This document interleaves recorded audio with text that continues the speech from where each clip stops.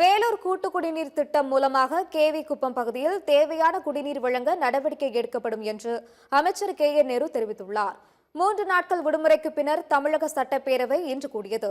அப்போது வேலூர் மாவட்டம் கேவி குப்பம் பகுதியில் தண்ணீர் தட்டுப்பாடு நிலவுகிறது என்றும் தண்ணீர் தட்டுப்பாட்டை போக்க நடவடிக்கை எடுக்கப்படுமா என்று சட்டமன்ற உறுப்பினர் ஜெகன்மூர்த்தி கேள்வி எழுப்பினார்.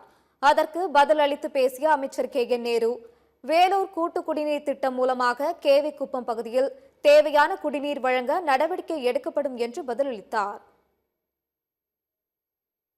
கேவிக்குப்பம் ஒன்றியத்தில் 3 ஊராட்சிகளுக்கு 4 லட்சம் லிட்டர், குடியாத்த ஒன்றியத்தில் 1 ஊராட்சிக்கு 8 லட்சம் லிட்டர் மற்றும் காட்பாடு ஒன்றியத்தின் 2 ஊராட்சிகளுக்கு 4 லட்சம் லிட்டர் குடிநீர் ரூபாய் 1295 கோடி மதிப்பீட்டில் காவிரி ஆற்றினை நீராதாரமாக கொண்டு நிறைவேற்றப்பட்டு 1/12/2016 முதல் தமிழ்நாடு குடிநீர் பராமரிப்பில் உள்ள வேலூர் மாவட்டத்தில் வேலூர் மாநகராட்சி 11 நகராட்சிகள், 5 பேரூராட்சிகள், 14 ஊராட்சி ஒன்றியங்களைச் சேர்ந்த 944 ஊரக குடியிருப்பு காவிரி நீரினை நீராதாரமாக கொண்ட கூட்டு குடிநீர் திட்டம் வழங்குகிறது.